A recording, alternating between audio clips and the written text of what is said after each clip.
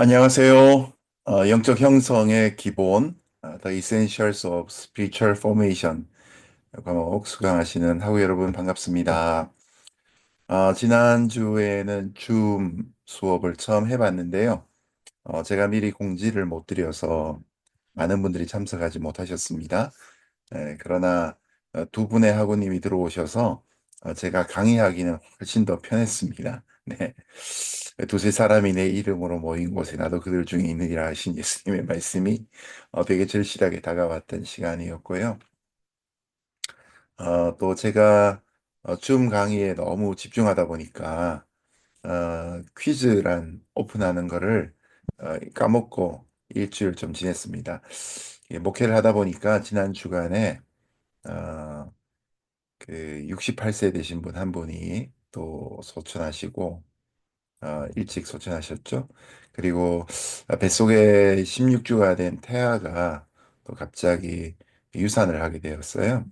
뭐 또 어르신들 병원 가시고 그래서 참 이 죽음이란 문제가 나이와 관계없이 찾아오는 그 두려움 뭐 이런 것들이 좀 교회 안에 있어서 실제로 장례 치르고 위로하고 신방하고 뭐 그러느라 또 정신이 없어가지고 어, 퀴즈창 오픈하는 걸 까먹고 하고 한 분이 이제 출석 확인을 저에게 이메일로 보내주셔서 그것 때문에 제가 알았습니다. 네, 그래서 뒤늦게 어제 주일 시간에 오픈을 했고요.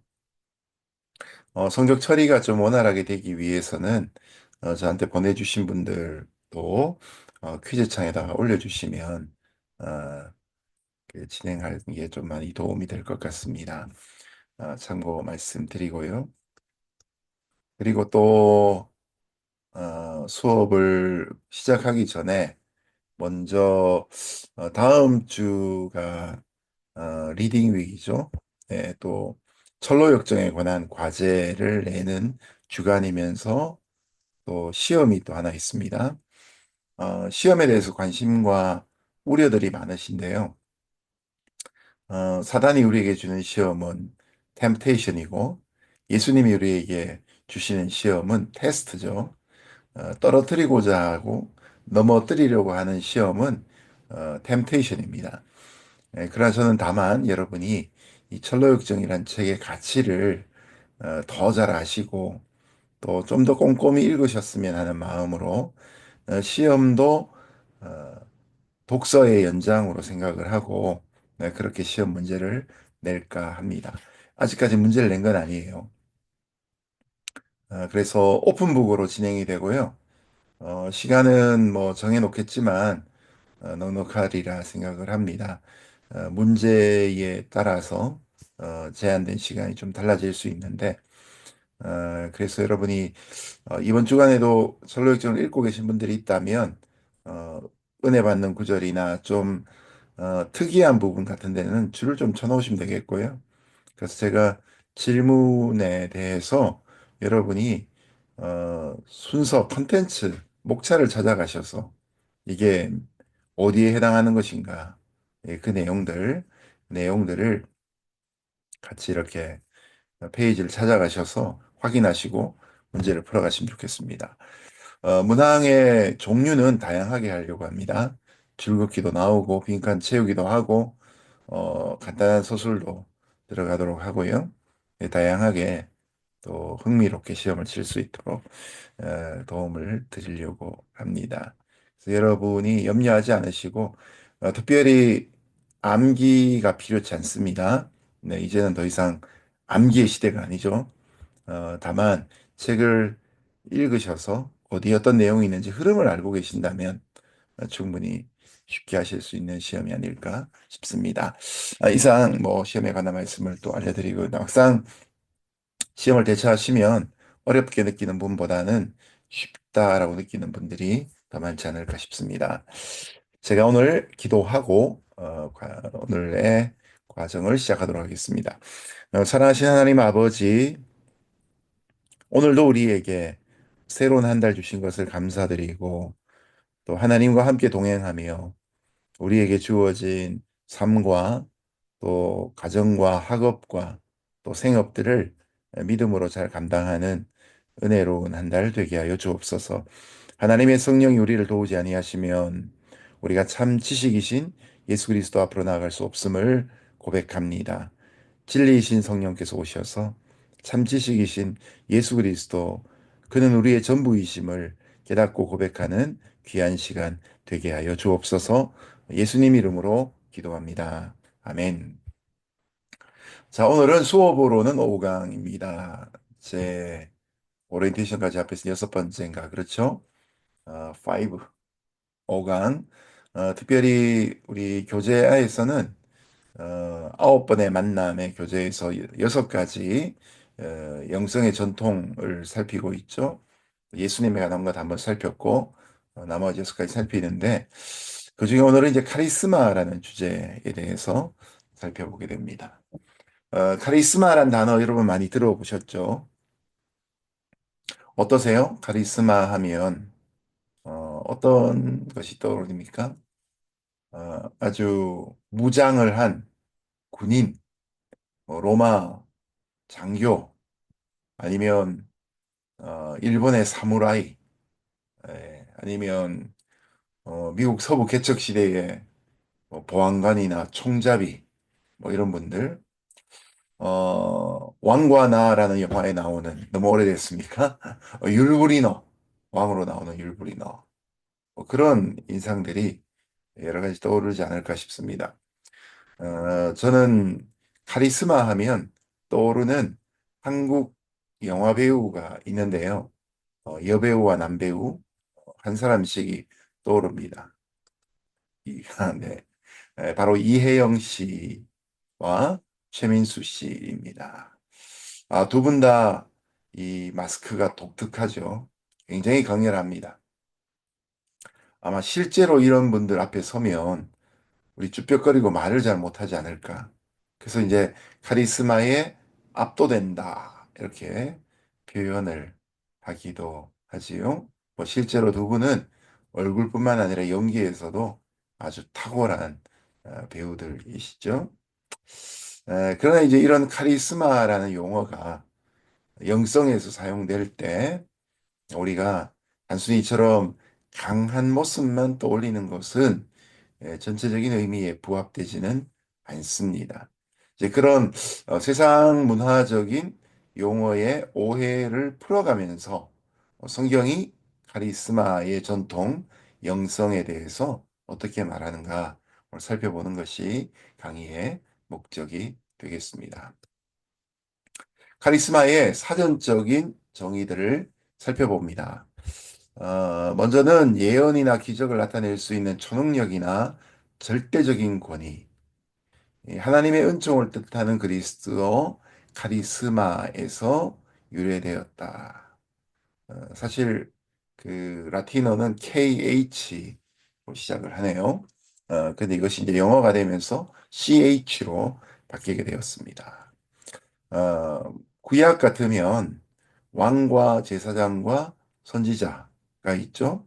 그 중에서 하나님의 뜻을 이 땅 가운데 전하고 또 백성들을 아주 큰 위기에서부터 권능으로 구원해내는 이 선지자들의 모습 속에서 우리는 이 카리스마라는 단어를 쉽게 떠올릴 수 있을 것 같습니다.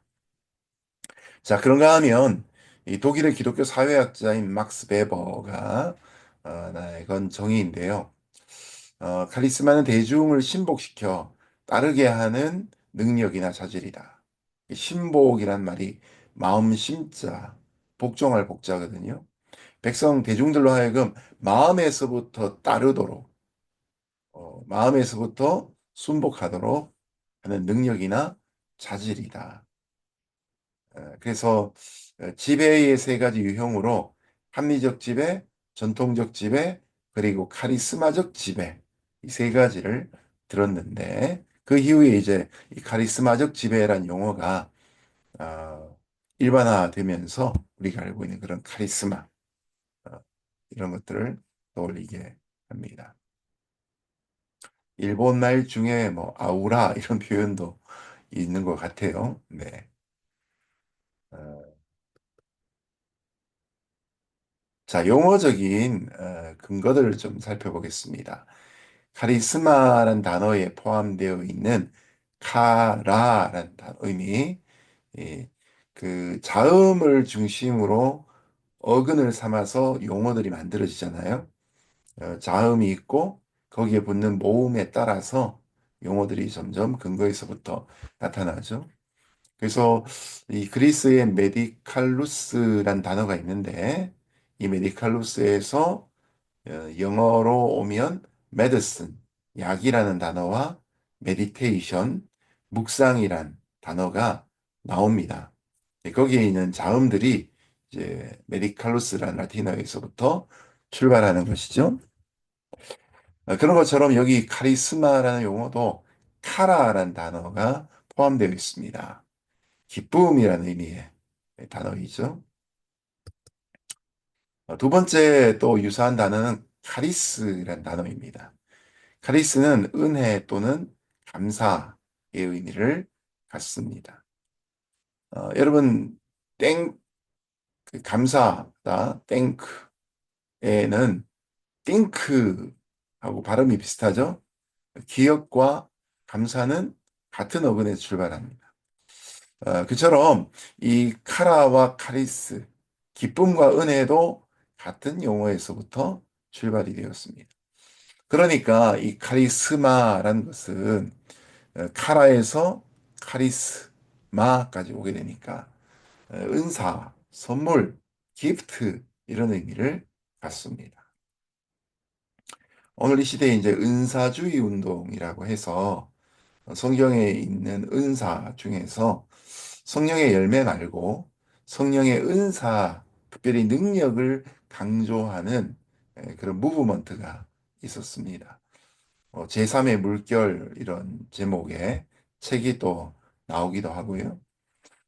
제가 한때 가까이 살았던 그 파사데나에 풀러 신학교가 있는데 그 풀러 신학교에서부터 또 교회 성장학과 은사주의 운동들이 활발하게 시작이 되었기도 합니다.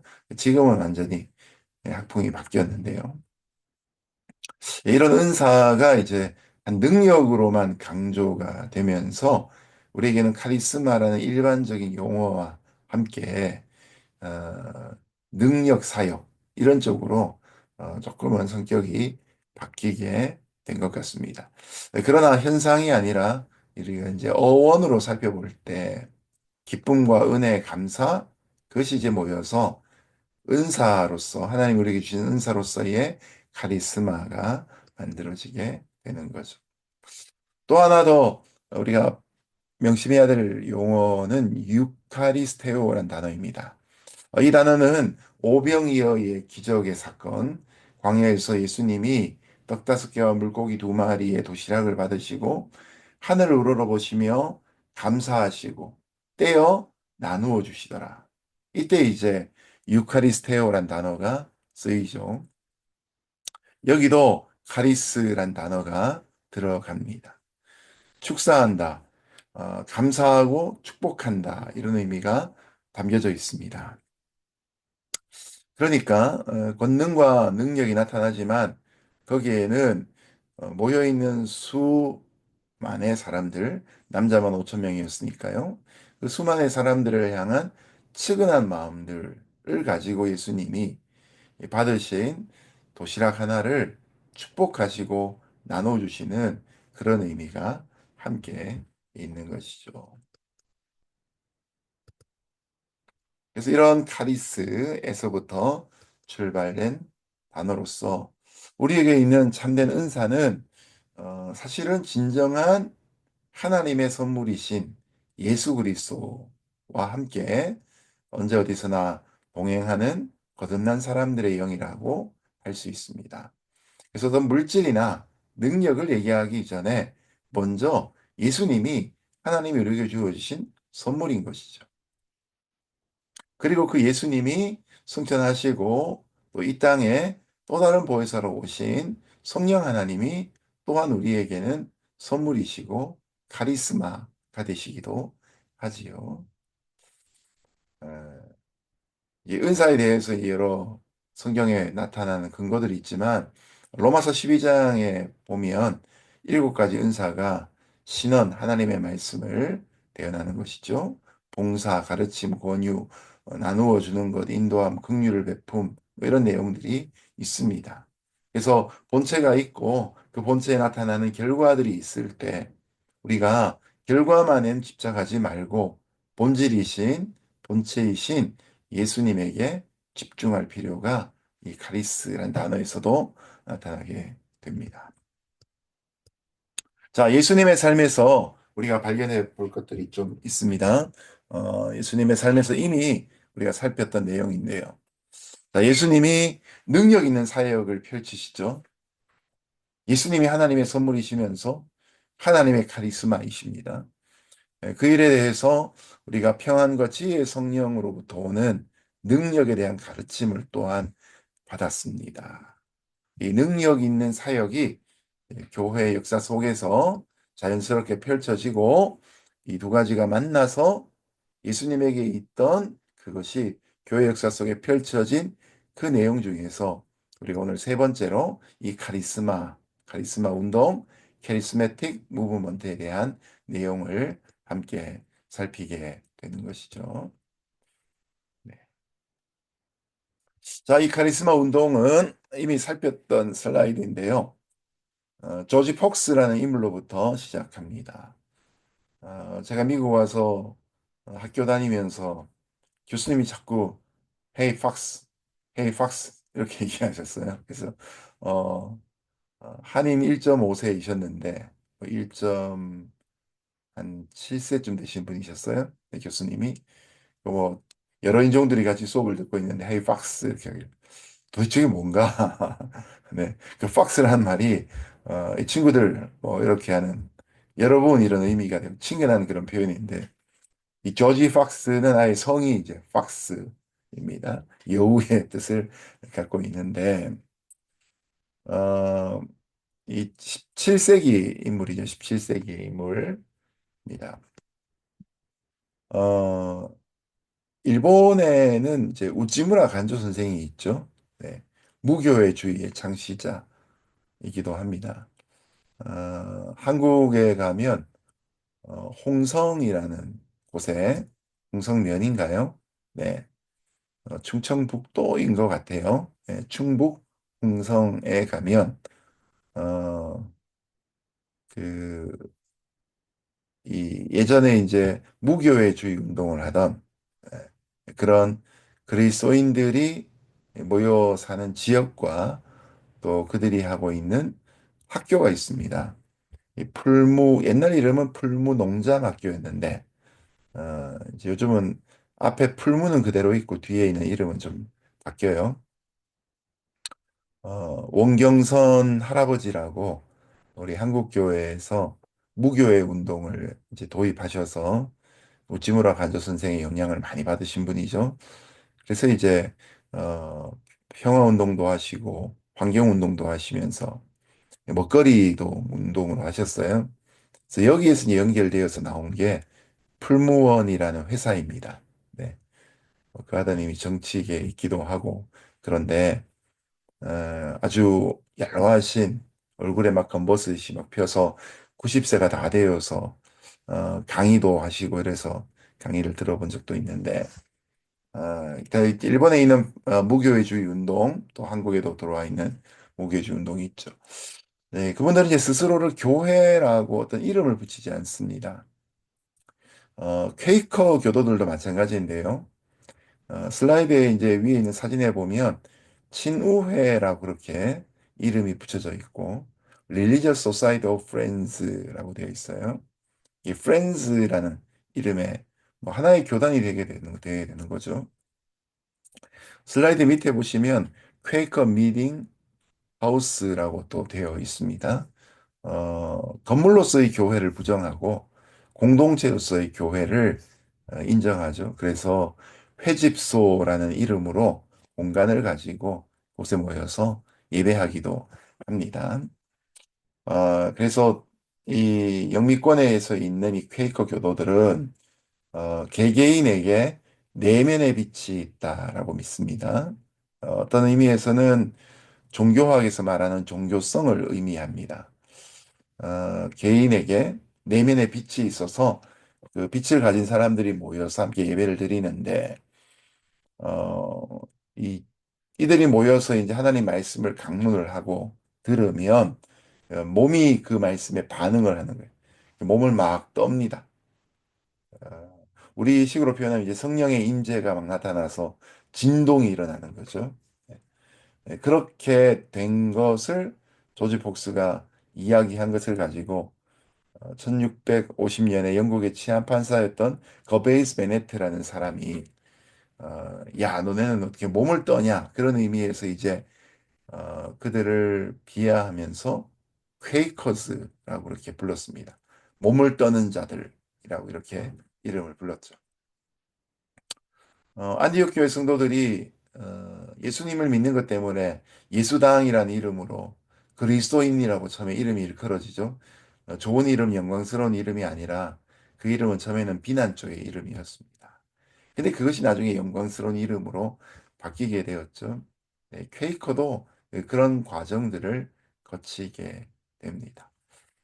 어, 미국으로 이제 영국에서 많은 사람들이 이주를 해오면서 땅들을 점점 많이 확보하게 되죠. 그중에 이제 1682년에 미국 대륙으로 넘어왔던 윌리엄 펜이라는 인물이 있습니다. 이 사람은 아버지로부터 이 땅을 이제 선물로 받습니다. 근데 그 땅이 얼마나 어마어마하냐면 지금 미국 50개 주 중에 하나가 되는 펜실베니아 주가 됩니다. 펜실베니아는 굉장히 지정학적으로 참 좋게 되어 있는데요. 어, 그 캐나다하고 이제 레이크로 같이 묶여 있고요. 업스테이트 뉴욕이라 그러는데 뉴욕 주 밑에 있고 그 다음에 뉴저지 주에 끼어 있고 메릴랜드나 뭐 버지니아나 이런 주에 위에 있습니다. 오하이오 주는 또 오른편에 있고 유펜이라는 대학교가 있는데요. 아주 좋은 명문 대학 중에 하나죠. 유펜 대학을 지나가 본 적이 있습니다. 여행을 하면서 가족들과 같이. 근데 이 펜실베니아가 얼마나 좋은 도시냐면, 좋은 데냐면, 나무가 막 울창합니다. 마치 미국에서 한국의 강원도를 경험하고 싶으면 펜실베니아를 가면 좋을 것 같아요. 네. 어쨌든, 이 땅을 아버지로부터 선물로 받습니다. 어마어마한 갑부였죠. 네. 근데 이제 그 펜실베니아 주 전체가, 이 퀘이커 교도들의 신앙의 체험을 하는 그런 지역이 됩니다. 미국이 처음 형성될 때, 다, 미국은 유나이티드 네이션스잖아요. 주가 하나의 나라죠. 연합국이 되는데, 이 펜실베니아에서는 이 성경의 신학의 기초를 따라서 이 주를 통치하게 되지요. 그래서 펜실베니아라는 이름 자체가 펜의 숲이 있는 곳이라는 의미를 갖습니다. 그 정도로 참 영적인 도시, 또 영적인 주였던 것이죠. 거룩한 실험, 홀리 익스페리멘탈을 하는 그런 곳이었다 것이죠. 이런 퀘이커 교도들이 이제 산업을 가지면서 퀘이커라는 브랜드의 식료품 회사를 만들게 됩니다. 미국 마켓에 오면 이거 좋은 아주 잘 팔리는 물건 중에 하나인데요. 어, 아침처럼 미국 사람들이 잘 먹는 시리얼, 퀘이커라는 시리얼이 되게 유명하고요. 어, 한국은 뭐 귀리인가요? 오트밀, 네, 아, 오트, 오트밀, 이런 것들로 또 유명한 그런 기업이기도 합니다. 자, 어찌됐건 이제 조지 팍스로부터 시작된 이 퀘이커 운동이 미국에서는 실제로 뭐 한 지역을 이루고 믿음의 공동체를 이루고 또 대학을 또 세우는 어린 일들까지 이어지게 됩니다. 이들은 이제 영적인 은사와 신비 또 공동체 이런 것을 강조했던 그런 영적인 중요한 흐름 중에 하나입니다. 어, 다시 한번 카리스마란 용어를 다음 백과사전을 의지해서 살펴보면요. 이 추종자들이 지도자가 갖추고 있다고 믿는 경외로운 속성이나 마력적인 힘, 또는 사람을 강하게 끌어당기는 인격적인 특성이죠. 매력은 뭐 사람이 갖고 있는 외모나 뭐 이런 부분들이 이끄는 매력이라면 카리스마는 인격적인 특징이란 겁니다. 인격성이 굉장히 중요합니다. 독일의 기독교 사회학자 막스 베버가 이 카리스마의 일상화라는 것으로 이 단어를 제일 먼저 만들었고요. 그래서 어, 원래는 이제 예수님에서부터 발견될 수 있는 단어들이 만들어지게 된 거죠. 그리스어 헬라어로 카라는 내면에서 흘러나오는 기쁨, 즐거움, 희락을 나타내는 단어이고요. 조건 없이 받는 사랑을 카리스, 은혜라고 말하죠. 그리고 이 카리스가 느껴질 때 나오는 마음의 감정, 이 카라입니다. 그래서 카리스, 카라, 카리스마, 카리스마틱, 유카리스테오, 이 모든 것들이 같은 어원에서 나오게 됩니다. 내게 어떤 재능, 카리스마가 있는가? 누군가 물어올 때 여러분 어떻게 대답하시겠습니까? 여러분의 은사는 무엇입니까? 라고 하면 뭐라고 우리가 대답해야 되죠? 예전에 대학교 입학할 때 교회에서 은사 테스트를 한 적이 있습니다. 플러신학교 교수님 한 분이 만든 은사 테스트였는데요. 질문지가 많아가지고 체크를 하다 보면 마치 요즘에 MBTI 검사하는 것처럼 그렇게 검사를 하는 것이었어요. 검사를 하다 보면 한 50여 개 정도였던 것 같아요. 예, 그런 은사에 대해서 점수가 환산되어 나옵니다. 뭐 기억으로는 15점 만점에 뭐 몇 점 이렇게 나왔던 것 같아요. 재미나게도 저는 순교의 은사가 만점이 나왔고요.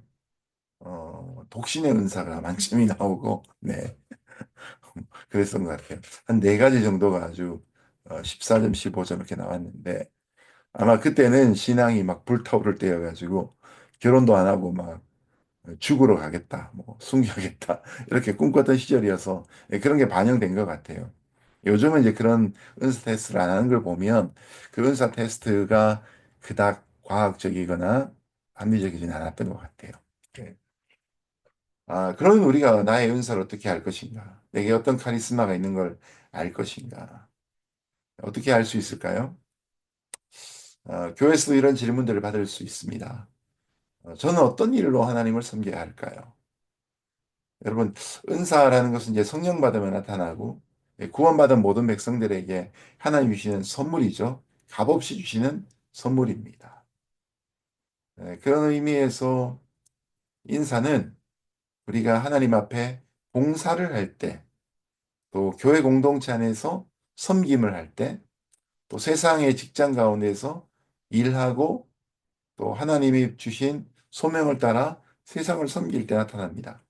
네, 아까 보셨던 것처럼 이 카리스, 은혜와 카리스마, 은사와 카라 연결된 단어죠. 먼저는 은혜를 받아야 되고, 또 받은 은혜에 가지고 은사를 이제 사용할 때에 거긴 반드시 카라가 흘러차고 넘치게 되어 있습니다. 어, 너무너무 지긋해하면서 그렇게 봉사하고 사역하면 그 은사가 아니죠. 매주마다 이제 설교가 주일 설교가 저한테 돌아오는 가장 큰 숙제이고 또 사명이죠. 네. 저는 일주일에 뭐 티칭까지 포함해서 한 여섯 일곱 번 정도 하는 것 같아요. 예전에 저도 열 번씩 새벽 예배까지 열 번씩 수요 예배, 금요 예배 다 하고 나면 진짜 열 번 정도 한 주간 설교하면서 그러면서 박사과정 공부하고 그때는 어떤 정신으로 살았는지 모르겠어요. 네. 네, 그랬는데 요즘은 설교 한 편 준비하는 거 새벽 예배 두 번 준비하고 티칭 한두 번 정도 더 하고 네, 또 우리 이제 수업하는 거 있죠. 네. 이런 걸 이제 한 일곱 개, 여섯 개 정도 거의 매일 하나씩 하게 되는 거죠. 네. 근데 이게 막 짐이 되고 부담스럽다면 하지 않을 것 같아요. 네. 근데 이제 이 강의도 그렇지만 강의로 섬기면 또 저도 배움이 있고요. 사실은 이제 오늘 이 강의는 제가 어제 주일에 사역을 마치면서 이 중간에 빈 시간이 있어가지고 교회 목양실에 혼자 앉아서 녹화를 했는데 이제 업로드를 시키려고 보니까 제 얼굴이 또 안 들어간 거예요. 이 줌 녹화가 혼자 강의 녹화하는 게 과연 제 얼굴의 비율이 어느 정도 돼야지 이게 영상으로 담기는지 확인이 안 돼가지고 네. 그래서 제가 두 분이 같이 줌 수업으로 들어오시니까 참 도움이 되었던 걸 보면서 또 많은 분들이 지난번에 제 혼자 얼굴도 안 들어가고 목소리만 나왔던 강의가 조금은 힘들었다는 반응도 있어서 그래서 오늘 이제 새로 찍습니다. 두 번째 같은 강의를 두 번째 이제 연달아 오늘 하니까 뭐 지겨울 수도 있지만 이럴 때는 또 이런 것을 통해 하나님이 제게 주신 메시지가 있지 않을까 생각을 또 해보고요. 또 가르치는 것이 제게는 참 큰 기쁨이며 즐거움입니다. 가르치는 것 자체가 저한테 기쁨이 돼야 누군가에게도 제가 경험한 것들과 공부한 것들과 또 성경이 가르치는 바들을 정말 어, 잘 나눌 수 있지 않겠습니까? 더 개발시킬 수 있지 않겠습니까? 네. 그런 부분에서 우리가 교회 공동체 안에서도 어떤 은사로 내가 섬겨야 될 것인가? 일단은 무엇이든지 시도를 해보실 필요가 있는 것 같아요. 그것을 시도해 봤는데 너무 부담스럽고 지겹고 섬기는 나도 기쁨이 없는데 그것을 받는 분들에게는 더더욱 기쁨이 없겠죠. 요리를 지겨워하는 요리사의 음식이 과연 맛있을 수 있을까요?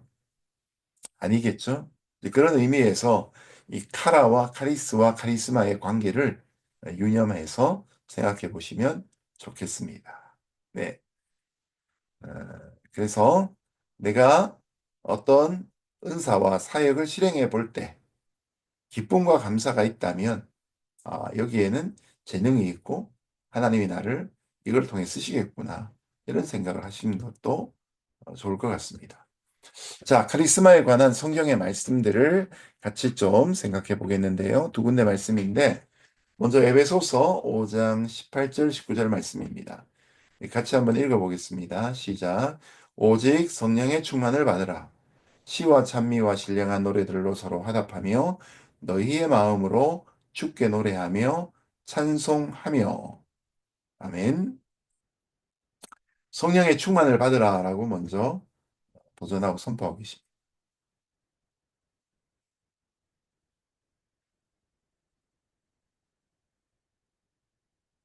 성령의 충만을 받으라. 모든 은사의 시작은 주체가 되시는 성령님으로부터 출발합니다. 은사가 내게 있는 내 소유의 내 능력이 아니라 성령이 부어질 때 은사가 함께 나타납니다.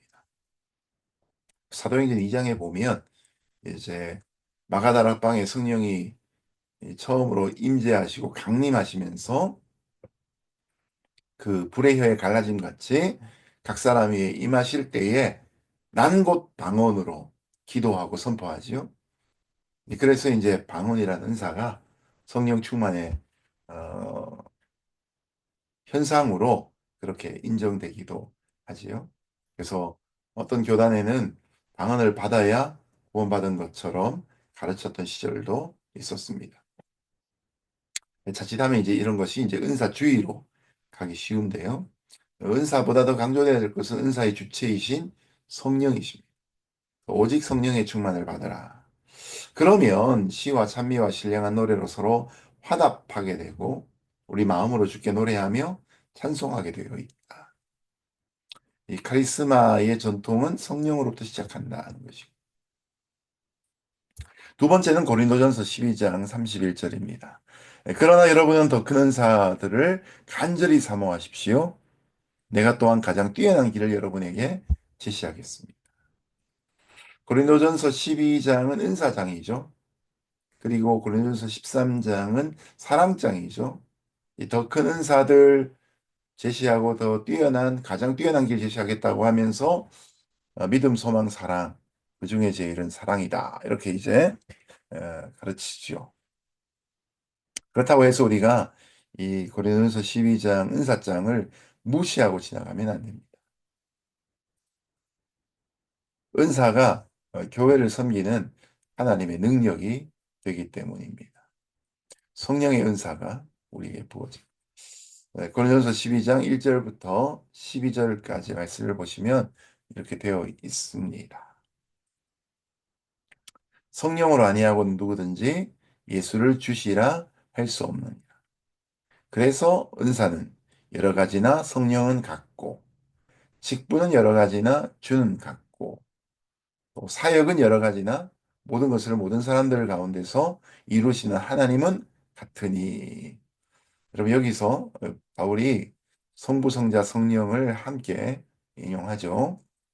7절 각 사람에게 성령을 나타내심은 유익하게 하려 하심이라. 성령을 나타내는 것, 성령이 주신 은사를 통해서 교회 공동체를 섬기는 것, 하나님 나라를 섬기는 것, 그것은 유익하게 하기 위한 목적이다. 개인과 공동체와 또한 세상을 유익하게 하기 위한 것이다. 그래서 8절부터 보면 성령으로 말미암아 어떤 사람은 지혜의 말씀을, 어떤 사람은 같은 성령을 따라 지식의 말씀을, 다른 사람에게는 같은 성령으로 믿음을, 어떤 사람에게는 한 성령으로 병 고치는 은사를, 어떤 사람에게는 능력 행함을, 어떤 사람이 예언함을, 어떤 사람이 영들 분별함을, 다른 사람들에게는 각종 방언 말함을, 어떤 사람들에게는 방언들 통역함을 주시나니 이 모든 일은 같은 한 성령이 행하사 그의 뜻대로 각 사람에게 나누어 주시는 것이라. 내가 갖고 싶다고 갖는 게 아니라 그의 뜻대로 각 사람에게 나누어 주시는 것이라. 몸은 하나인데 많은 지체가 있고 몸의 지체가 많으나 한 몸인과 같이 그리스도도 그러하니라 라고 소개합니다. 은사주의 또는 은사 열광주의가 문제가 되듯이 또 은사가 끝났다라고 하는 것도 문제가 있습니다. 은사는 하나님이 교회를 시작하실 때 그때만 주신 것이다. 문제가 있습니다. 왜냐하면 은사가 없으면 오늘날 설교할 수 없습니다. 지식과 지혜의 말씀에 은사가 없으면 설교할 수 없겠죠. 네. 그럼 지금도 은사는 계속되고 있습니다. 또 성경에 있는 은사와 함께 조심스러운 표현이지만 성경에 없는 은사도 나타날 수 있겠죠. 물론 성경에 있는 은사 중에 어떤 은사는 끝이 난 은사도 있을 것입니다. 우리가 성령의 사역을 어떤 형태로 제한할 수 없고 명문화시킬 수가 없기 때문이지요. 그래서 카리스마의 전통은 성령으로부터 시작해서 성령의 은사를 통해서 우리에게 구체적으로 나타나고 있다는 겁니다. 자, 요한복음을 보면 예수님도 이런 성령으로 인해 능력받는 생활에 대해서 강조하셨습니다. 자, 요한복음 13장부터 예수님이 성령을 이야기하세요. 보혜사 이야기를 하기 시작하십니다. 그리고 요한복음 17장에 가면 어, 대제사장의 기도가 나오죠. 아버지, 우리가 하나인 것 같이 이들도 하나가 되게 해 주옵소서 기도하는 내용이 나옵니다. 13장에서부터 16장까지 내용이 이제 예수님이 십자가에서 죽으시고 부활하시고 승천하시고 난 다음에 제자들에게 어떤 일이 이루어질 것인가를 미리 말씀해 주시는 내용입니다. 안타깝게도 제자들이 예수님의 죽음을 이해하지 못했습니다. 예수님의 죽음의 사건을 마음에 받아들이지 못할 뿐만 아니라 그 가치나 또 그것이 갖고 있는 하나님의 섭리적인 부분들을 다 알지를 못했습니다. 그래서 예수님이 사실은 요한복음에서 긴 장들을 통해서 이 말씀들을 가르쳐 주셨던 건데요. 어, 그래서 이 요한복음 14장에도 보면 성령에 관한 말씀이 참 많이 나옵니다. 그래서 예수님의 삶에서도 카리스마가 있었던 내용을 보게 되는 거죠. 자, 요한복음 14장 15절부터 보겠습니다. 너희가 나를 사랑하면 나의 계명을 지키라. 내가 아버지께 구하겠으니 그가 또 다른 보혜사를 너희에게 주사 영원토록 너희와 함께 있게 하시리니 저는 진리의 영이라 세상은 능히 저를 받지 못하나니 이는 저를 보지도 못하고 알지도 못함이라. 여러분 여기 또 다른 보혜사가 나오죠. 또 다른 보혜사. 이 말은 another 보혜사가 있다는 거죠. 원래 보혜사가 계셨다는 의미를 갖습니다. 바로 예수님이 우리를 돕는 분으로 이 땅에 하나님이 보내어 주신 분이시지요. 그런 의미에서 또 다른 보혜사는 예수님과 함께 바통을 이어받은 분이다라고 이해할 수 있습니다. 이후에도 보면 보혜사라는 단어가 또 성령, 진리의 성령이라는 단어와 함께 계속해서 나타나고 있지요. 26절입니다. 보혜사 곧 아버지께서 내 이름으로 보내실 성령, 그가 너희에게 모든 것을 가르치시고 내가 너희에게 말한 모든 것들을 생각나게 하시리라. 15장 26절로 넘어가면 내가 아버지께로서 너희에게 보낼 보혜사, 예수님이 성령을 보내신다는 겁니다. 곧 아버지께로부터 나오시는 진리의 성령. 성령은 성부로부터 나오시는 분이십니다. 이게 이제 삼위일체의 중요한 고백이 되는 겁니다. 그가 나를 증거하실 것이고 성령이 하는 일이 무엇인가? 예수님을 증거하는 일입니다. 네, 그래서 요한복음 16장 7절에 보면 내가 너희에게서 떠나가는 것이 너희에게 유익이다. 왜냐하면 예수님이 이 땅에서 공생의 기간 포함해 33년 동안 인간의 육체 가운데 스스로 제한하셨지요. 참 하나님이시지만 참 인간으로 우리를 구원하시기 위해서 십자가에 죽는 하나님의 어린 양으로 이 땅에 오셔서 스스로를 제한하셨습니다. 그러나 성령은 하나님의 영으로서 이 땅 가운데 오셔서 자유롭게 역사하시죠. 네. 제한을 받지 않고 어, 동시에 여러 사람에게 임재하실 수 있습니다. 그렇기 때문에 오히려 예수님이 떠나고 성령이 오시는 것이 우리에겐 더 유익하다. 이렇게 말씀하고 있습니다. 제가 네, 컴퓨터에 충전을 조금 연결을 해야 돼서 시간 브레이크 하겠습니다.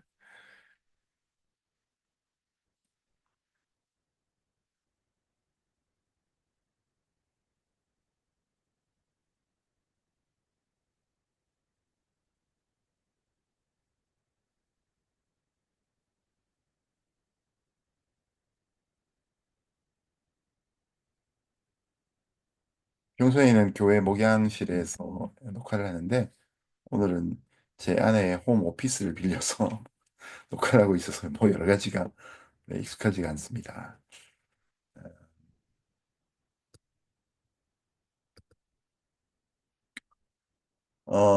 요한복음 14장에도 보면 예수님이 성령으로 받는 생활에 대해서 나타낸 내용들이 있습니다. 성령이 오시면 우리에게 구체적으로 할 일들이 무엇인가? 죄에 대해, 의에 대하여, 심판에 대하여 세상을 책망하실 것이다. 책망한다는 말은 야단친다는 말뿐만 아니라 심판과 또한 교정하신다. 뭐 이런 기준들도 있습니다.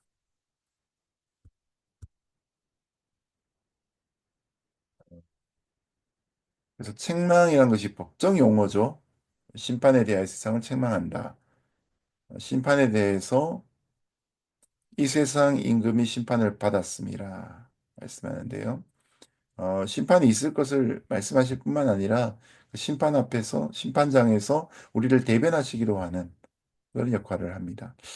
왜 이 내용들이 중요하냐면 다음 페이지 때문에 그런데요. 자, 요한복음에 보면 파라클레테라는 단어가 다섯 번 사용이 됩니다. 변호사와 관계된 단어이죠. 그런데 이제 이 단어를 예수님께서 대언자 파라클레테에서 성령인 파라클레토스라는 단어가 나오게 됩니다. 어, 파라클레테가 법률의 용어인 변호인 파라클레테스, 법정에서 의뢰인을 변호하는 사람. 그래서 또 다른 보혜사가 너희에게 온다 할 때에 바로 예수님이 우리와 함께 계셨던 것처럼 또 다른 보혜사인 성령이 우리와 함께 하시면서 우리 바로 옆에서 이 파라라는 용어가 전치사인데 무엇 무엇 옆에서라는 의미거든요. 우리를 돌보고 변호시키신다. 그래서 곁으로 부르다라는 이런 말로써 성령이 우리를 돕는 그런 역할을 강조합니다. 그러니 예수님이 떠나가시더라도 제자들이 두려워하거나 불편해할 필요가 없는 거죠. 이처럼 이 성령의 기원과 성격과 사역을 앞에서 우리는 확인하게 됩니다. 모든 그리스도인의 삶에 구원을 받고 성령이 임하면 성령의 역사의 성품과 능력도 그 사람에게 함께 나타나는 것이죠. 그래서 우리가 이제 은사를 오늘 강조를 많이 하지만, 그러니까 또 성령의 은사 말고 중요한 것이 성령의 열매가 또 있지 않습니까? 네. 그것은 성령이 임재하심으로 우리의 구원과 함께 자연스럽게 나타나는 것입니다. 몇 가지 내용들이 나오는데요. 성령은 어떤 분이신가? 첫 번째 진리의 영이시죠. 무엇이 선하고 무엇이 순결하고 무엇이 진실된 것인가? 죄에 대하여 책망하신다. 말씀하셨죠. 성령이 우리에게 기준점이 되어 주신다는 것이죠. 그런데 이제 세상 사람들은 이제 눈에 보이지 않기 때문에 성령을 믿을 수 없다라고 하는데, 믿는 자들 가운데는 성령이 살아계시고 또 우리가 그런 진리를 나타내 보이는 그리스도의 빛으로 쓰임을 받습니다. 두 번째, 성령은 선생이시죠. 앞에서 말씀을 보았던 것처럼 우리로 하여금 기억나게 하신다고 하죠. 보혜사 곧 아버지께서 내 이름으로 보내신 성령 그가 너희에게 모든 것을 가르치시고 내가 너희에게 말한 모든 것들을 생각나게 하실 것이다. 네, 바로 교사로서의 성령. 율법은 몽학 선생입니다. 유치원 다닐 정도까지, 초등학교 입학할 때까지 정도, 집에서 학교까지 데리고 다니는 학식 있는 종이 몽학 선생으로 성경에 나오죠. 율법은 그처럼 진리를 향해 어떻게 가야 되는가 길을 알려주는 역할들을 했습니다. 그러나 스스로 배우고 스스로 생각하기 시작하면서부터 우리 율법을 뛰어넘기 시작하죠. 성령을 받으면 몽학 선생이 넘는 평생 선생님이 됩니다. 요즘은 이제 멘토링의 단계를 지나서 코칭의 시기로 넘어갔죠. 대기업의 회장님들도 중요한 결정들을 해야 될 때마다 코치를 찾습니다. 임원들은 뭐 두말할 필요가 없고요. 자신의 커리어를 어떻게 관리할 것인가. 신앙에 들어오면 스피리추얼 디렉션이라는 게 있어요. 네. 상담가에게 받는 상담 말고 스피리추얼 디렉터한테 받는 스피리추얼 디렉션. 제자 훈련을 하면 양육자와 동반자가 있지 않습니까? 어, 제자를 삼는 사람과 제자가 되는 사람이 있지요. 그래서 인간이 그 역할을 감당하지만 그러나 근본적으로는 성령이 그 역사들을 행하시는 분이십니다. 그래서 하나님의 특별한 은사들을 우리가 어떻게 사용할 것인가 성령이 친히 교사가 되어서 우리에게 가르쳐 주십니다. 디모데후서 3장 16절에 보면 성령에 관한 말씀이 있죠. 모든 성경은 하나님의 감동으로 된 것으로 모든 성경의 원저자가 성령 하나님이시죠. 성령 하나님이 감동하셔서 40명의 인간 저자가 1500년이라는 긴 시간 동안에 66권의 신구약 성경을 다 기록합니다. 1500년이나 흩어져 있고 지역별로도 흩어져 있는 사람들이었지만 그러나 공통된 주제가 바로 예수 그리스도였죠. 오실 예수, 오신 예수, 다시 오실 예수 그리스도. 여러분 그것은 바로 원저자 한 분이 각 사람에게 성령의 감동을 주셨기 때문에 가능한 일이었습니다. 그리고 우리가 이제 성경을 읽을 때도 원저자이신 성령께서 우리를 말씀을 깨닫게 하신 은혜가 있죠. 묵상은 내가 열심히 한다고 되는 게 아니고 성령이 계셔야 가능한 것입니다. 세 번째로 성령은 예수 그리스도를 증언하는 증인이 됩니다. 예수님을 드러내는 것이 성령의 역사였죠. 네 번째는 성령은 믿는 사람의 보호자뿐만 아니라 요한복음 14장에 보았던 것처럼 죄와 의와 심판에 대해서 어, 도와주시는 판사가 되시고 변호사가 되시는 분이시다. 다섯 번째, 성령은 무엇이든지 아버지께 들은 말씀을 하신다. 것입니다. 삼위일체 하나님이 하나 되심을 보여주고 있는 내용이죠.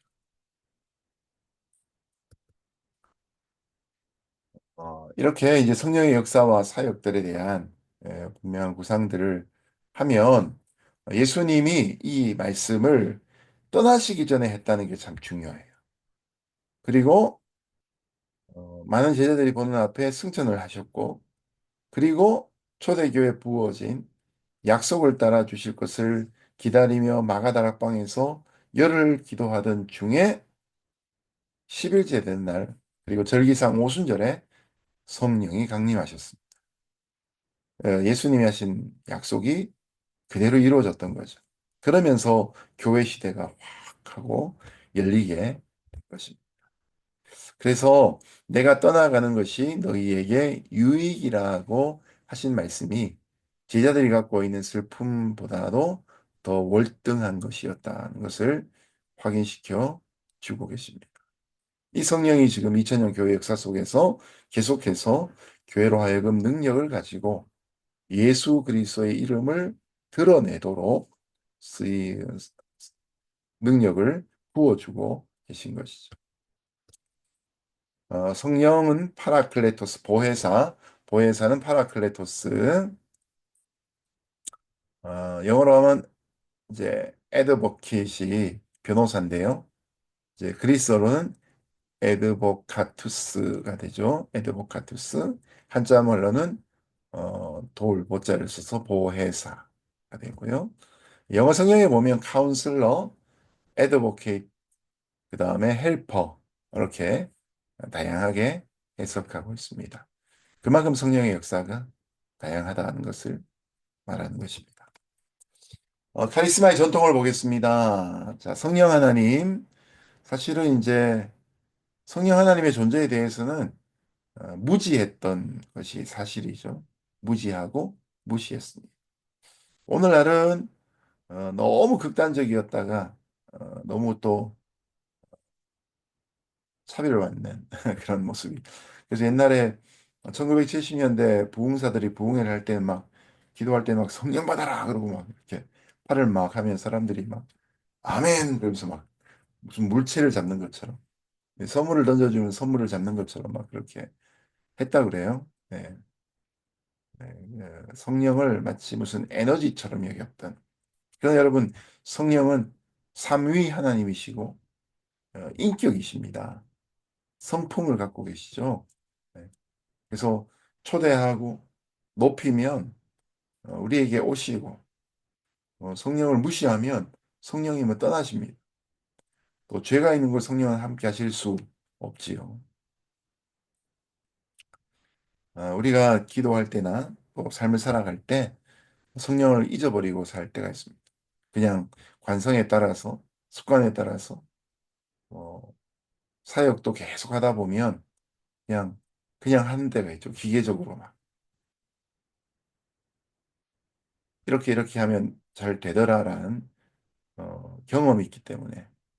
근데 그때가 이제 위험한 때죠. 예, 그럴 때 이제 모든 걸 다 내려놓고 잠시 동안이라도 하나님 앞에 머물고 어, 예배하고 또 성령의 충만을 받을 필요가 있습니다. 미켈란젤로가 그린 천지 창조 그림에 성 시스타나 성당의 천장에 이게 있죠. 사실 가 보면 생각보다 화려하진 않아요. 근데 너무나 이제 그림이 정교하며 또 성경의 의미들 많이 갖고 있기 때문에 예전에 이제 이런 것들이 다 교육의 내용으로 쓰였습니다.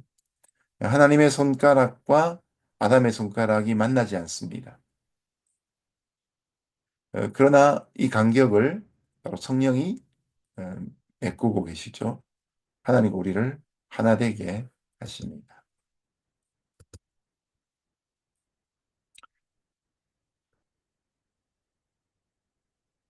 성부 하나님과 성자 예수님이 시작하신 것을 성령 하나님이 성취하신다.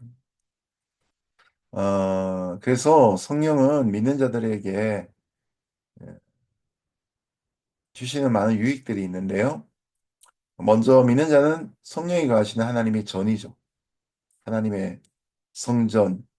그래서 어거스틴을 성 어거스틴이라고 얘기할 때 세인트란 말이 붙죠. 근데 베드로전서에 보면 다 우리가 거룩한 성자들입니다. 흩어진 나그네인 우리가 성도라 부르심을 받은 세인트입니다. 왜냐? 성령이 우리에게 거하시기 때문에. 그리고 성령이 임하시면 확신을 갖게 되고 변화를 받게 되죠. 또 복음을 나누게 됩니다. 삶의 복음의 열매가 맺히게 되고 교회를 세우는데 은사를 실천하도록 힘을 주시게 됩니다. 그래서 은사가 성령의 전부가 아니라 은사는 성령의 여러 가지 영향력 중에 한 가지가 됩니다.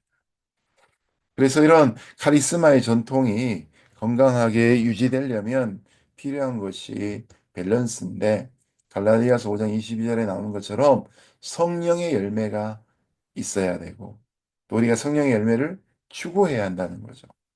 성령이 우리에게 오셔서 우리로 하여금 자라나게 하시는데 복음의 씨앗이 있는데 그 씨앗 안에 있는 생명이 우리 안에 하나님의 성품을 열매 맺게 하는데 거기에 바로 사랑과 희락과 화평, 오래 참음과 자비와 양성, 그리고 충성, 온유, 절제 이 아홉 가지가 성령의 아홉 가지 열매가 아니고 성령의 열매 아홉 가지가 맺히게 됩니다.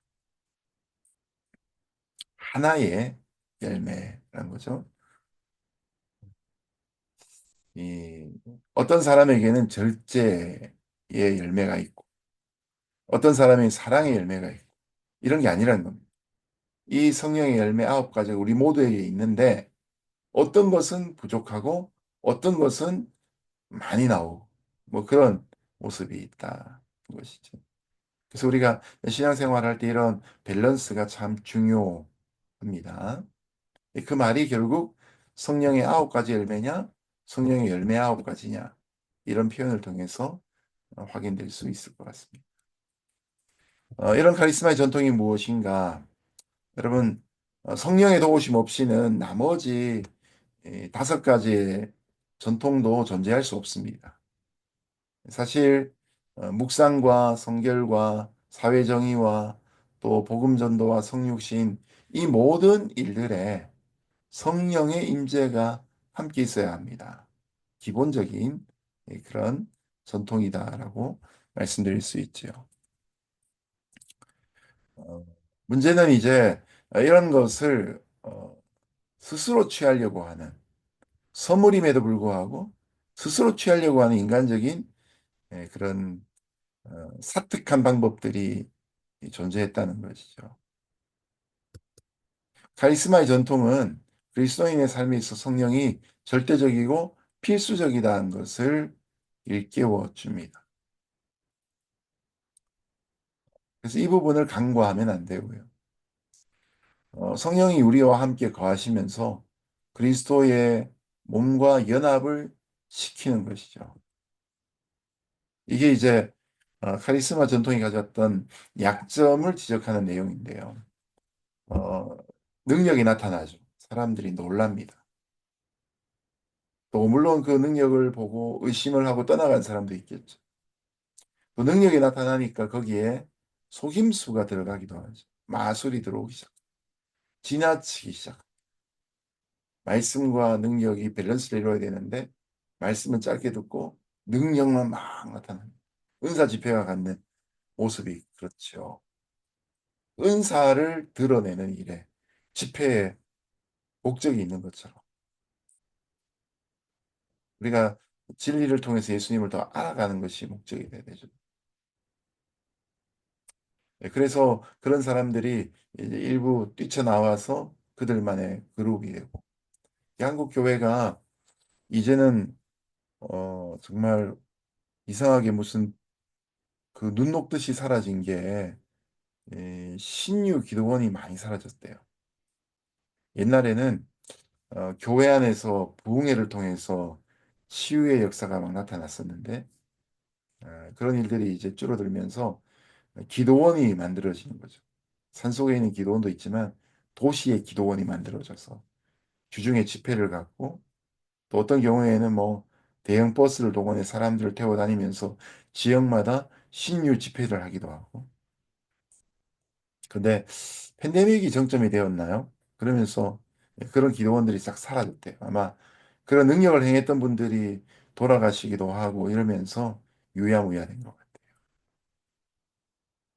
특별한 은사를 가진 사람들끼리 따로 모임을 갖고 따로 뭔가를 하는 건강하지 않습니다.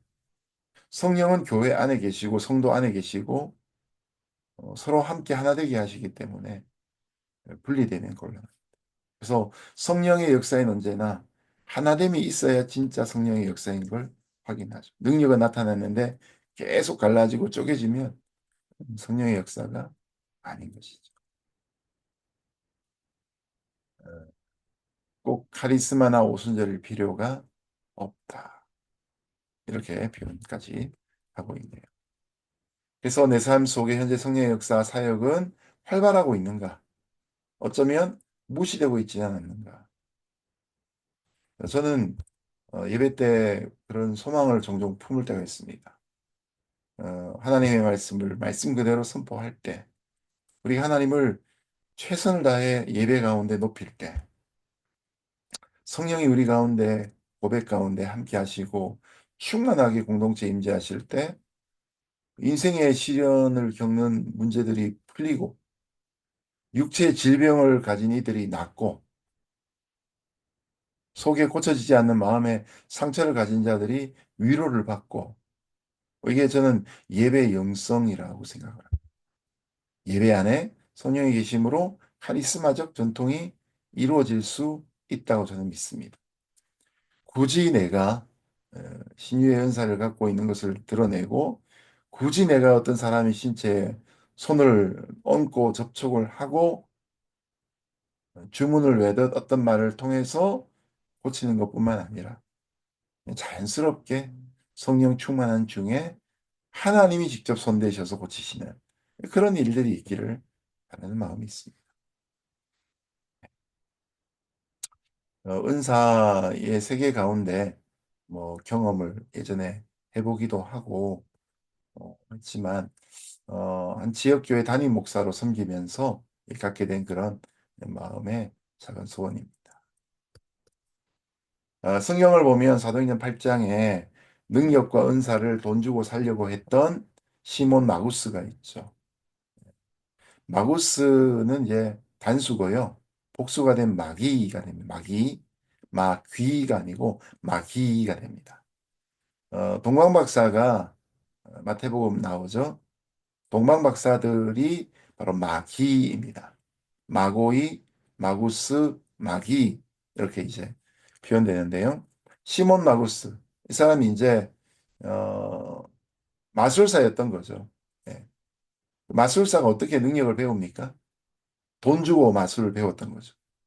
그래서 이 초대교회에 막 기적들이 나타나고 이러니까 시몬 마구스도 성령의 능력으로 성령의 능력을 돈 주고 살려고 덤벼들었던 거죠. 그래서 이 시몬이란 이름으로부터 시작해서 사이몬이 성직 매매가 용어로 만들어지게 되었습니다. 돈으로 못 사는 것이고 성령, 보혜사, 기프트, 다시 카리스마 생각해 볼 필요가 있지요. 성령은 받아들이는 것이지 움켜쥐는 것이 아니고요. 어, 성령을 뇌물로 매수할 수 없습니다. 우리가 기울인 노력들은 성령의 사역을 방해할 뿐입니다. 그래서 카리스마 전통의 훈련은 다른 전통의 훈련들과 사뭇 다릅니다. 우리가 할 수 있는 것들도 있고 또 하나님이 하셔야 되는 게 또 있습니다. 이 두 가지가 꼭 공존돼야 됩니다. 두 가지 중에 첫 번째는 성령께 하는 요청입니다. 우리가 은사를 사모해야 되고요. 구해야 합니다. 더 큰 능력들을 너희에게 보여주겠다 라고 말씀하시기도 했죠. 바울이. 그래서 하나님은 우리가 성령께 도움을 구하기까지 기다리십니다. 간절함을 가진 만큼 답하십니다. 두 번째로 그것이 주어진 때와 기한은 하나님에게 속한 것입니다. 성령께 요청하는 것과 관련된 성경 구절이 여기 누가복음 11장 13절에 있지요. 너희가 악할지라도 좋은 것을 자식에게 줄 줄 알건 하물며 너희 하늘 아버지께서 구하는 자에게 성령을 주지 않으시겠느냐. 하나님은 악한 아버지가 아니죠. 그러니까 구하는 자에게 당연히 성령을 주십니다. 요청이 필요하다. 성경의 봉사에 올리는 자원이죠. 억지로 끌려가서 일하는 게 아니고 자원입니다. 성령을 받는 것도 요청, 소원이 필요합니다. 두 번째, 기다림을 연습해야 합니다. 관련되는 구절이 시편 40편 1절입니다. 내가 여호와를 기다렸더니 귀를 기울이사 나의 부르짖음을 들으셨도다. 당장 대답을 하시는 건 아니지만 그러나 나와 함께 임재하시고 내 안에서 그분의 생각과 그분의 말로 나를 가득 채우시게. 그래서 성령이 우리 가운데 일하시기 시작할 때 신비로운 방법들로도 일을 하시지만 그러나 우리의 가슴과 지성으로나 다른 사람의 삶을 통해 분명히 이해할 수 있도록 알려주기도 하십니다. 또 성령은 연합하게 하시고 진리로 이끄시고 분별하기도 하시고 예배하게 하시고 어떤 결정을 내려야 될지를 깨닫게도 하시고 또 말씀을 가르칠 때 성경 공부를 인도할 때 또 다른 사람에게 동기를 부여할 때 이 모든 일들에 성령님이 함께 하십니다. 그래서 우리가 제일 유념해야 될 것은 성령은 인격이시기 때문에 기계적으로 우리에게 역사하지 않습니다. 그래서 기도원에 가서 매번 기도하고 또 찬양하고 어떤 기도원 나름대로의 리추얼들을 반복한다고 언제나 치유가 일어나는 게 아닙니다. 성령이 역사하고 싶으실 때 역사하시는 거죠. 성령의 때를 우리가 기다려야 되고, 그래서 우리의 생각과 우리의 시간을 성령께 맞추어야.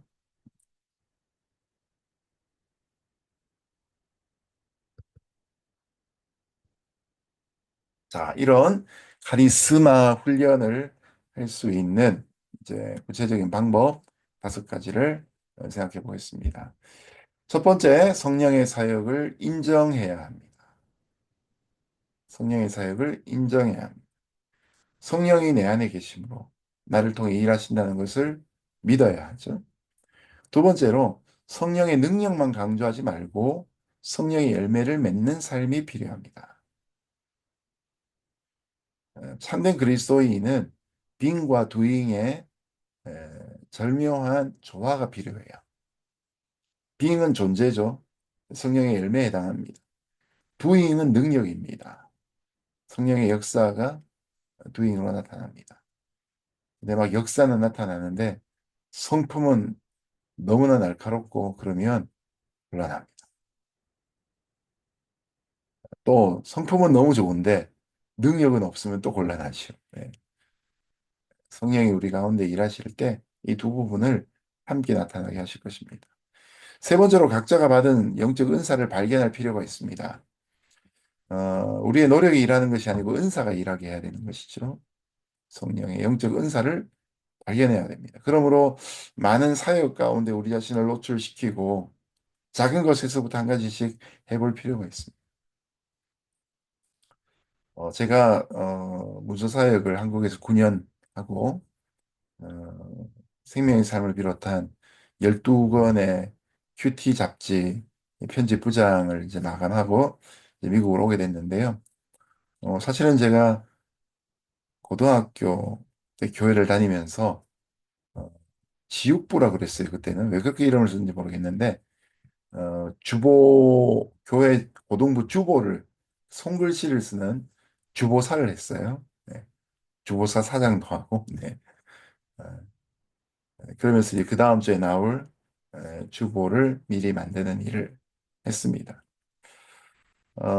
그러고 나서 대학을 갔는데 대학교 1학년 때 학보사에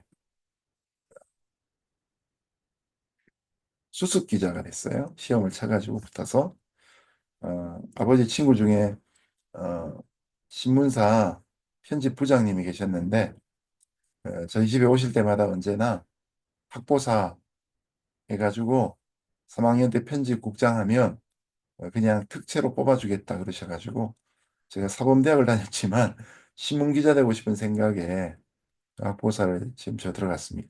그러다가 이제 수습 다 끝나고 발령받았는데 정식 기자로 발령을 받는 그때에 그만 어, 한 학년 위에 선배랑 충돌을 해가지고 네. 신앙적인 문제 때문에 저를 도전해가 도발을 시켜가지고 하나님 계신 세상이 있다위냐 뭐 이래가지고 그 말에 제가 분노하고 그만둬버리고 말았어요. 네. 지금 같으면 조금 더 견뎌야 되지 않았을까. 그러면 또 세상 가운데 있는 그리스도인으로 조금 더 맷집이 커지지 않았을까 싶었는데 그때는 너무 제가 뭐 신앙이 저만의 신앙이었던 것 같아요. 어쨌든 이제 그걸 경험하고 나갔죠. 그래서 이제 대학부 다니면서 또 주보사 하면서 매주 주보 만들고 뭐 1년에 한 번씩 책 만들고 그런 일을 했습니다. 네, 그런데 나중에 네, 두란노 서원에 이제 신학교를 졸업하고 입사를 하게 된 거죠. 근데 뭐 그런 편집하고 뭐 취재하는 일들이 낯설지 않은 게 고등부 때 대학부 때 교회에서 다 배운 거예요. 네, 신기하죠. 네.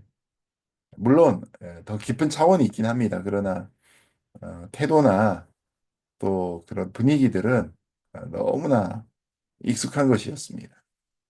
그래서 은사라는 게 처음부터 막 크게 다가오는 게 아니라 작은 것들을 하나 둘 실천해 볼 때 기쁨과 열매들이 나타나면 계속해서 발전하게 되는 거죠.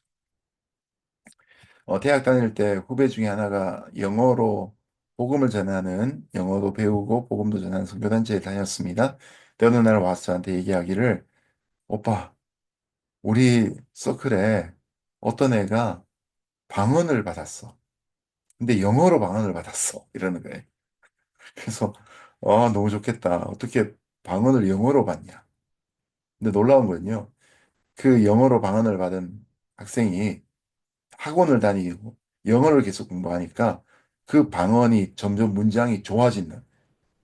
처음에는 단문으로 막 기도하던 사람이 나중에 막 복문으로 기도하고 정말 미국 사람, 영국 사람 기도한다는 거예요. 여러분, 은사는 받는 선물인데요. 이걸 개발하면 은사가 점점 발전하게 됩니다. 자, 지식과 지혜의 은사를 받아서 설교자로 쓰임을 받는 사람이 있다고 생각해 보십시오. 은사를 받았기 때문에 난 아무 노력도 안 하고 그냥 예배 시작하기 10분 전에 본문 기도해서 본문 받아가지고 계속 기도하면서 강단 위에 올라가서 성경만 펼쳐놓고 원고 없이 설교하면 한 5번까지는 성령 충만한 설교를 할 수 있을 것 같아요. 근데 한 20번, 30번 하면 했던 설교 반복하지 않겠습니까? 우리가 아무리 성령의 은사를 받고 설교의 은사를 받은 사람이라 할지라도 성령의 역사가 강단에만 임하는 게 아니고 설교자의 골방에도 임해야 됩니다. 책상에도 임해야 되죠. 우리가 시험 공부 하나도 안 하고 철로역 정책도 읽지도 않고 시험 문제 보면서 바로 찾겠다. 기도하면 안 됩니다, 여러분. 예. 과정도 성령이 함께 하시고 어, 현장도 성령이 함께 하시는 거죠. 성령의 은사를 발견하고 계속해서 개발해 나갈 필요가 있다. 그리고 이제 성령과 함께 성경을 읽는 것이 참 중요합니다. 디모데후서 3장 16절 말씀을 드렸죠. 성령의 성경의 원저자가 성령이시기에 오늘 우리가 성경을 읽을 때 깨닫게 하신다. 은사와 능력이 말씀으로부터 출발할 수 있는 것이 건강한 것이다. 그리고 성령에게 귀를 기울이는 경청의 모습이 필요하다. 사람의 말을 들을 때나 설교를 들을 때에도 여전히 성령에 귀 기울이는 태도들이 필요하다는 것입니다. 자, 오늘 강의는 여기까지 되고요. 네. 어, 한 주간 조금 분주하실 수 있는데요. 강의 또 시청하시고 짧은 리플렉션 출석 확인 위해서 올려주시고요. 무엇보다 철로역정 독서 잘 마무리해 주시기 바랍니다. 시험은 제가 다음 주 가능하면 월요일 저녁까지 올려놓도록 하겠습니다. 그럼 여러분이 당장 치실 필요는 없고요. 다음 주 주말까지 시험을 치셔서 출력을 하셔가지고 거기에다가 어, 손으로 쓰셔가지고 그 스캔해서 올리셔도 되고요. 요즘 뭐 핸드폰에 스캔하는 거 다 있으니까 아니면 워드를 받으신 상태에서 답을 다시고 그렇게 그것을 PDF로 변환시켜서 올려주시면 좋겠어요.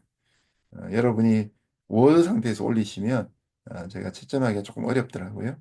그래서 그것을 저장을 하시고 난 다음에 변환하는 기능을 가지고 PDF로 바꾸셔서 중요한 것 한 가지는 여러분의 이름을 꼭 적어 주시길 바랍니다. 파일에 이름 적지 않은 분들이 있어서 직접 올리신 걸 볼 때는 괜찮은데 나중에 어, 30분 가까운 분들 걸 다 모으면 나중에 헷갈리게 되니까 파일과 시험지에 본인의 이름을 꼭 적어 주시길 바랍니다. 네, 오늘도 수고하셨고요. 여러분의 강의가 여러분에게 도움이 되기를 바랍니다. 자, 한 주간 평안하십시오.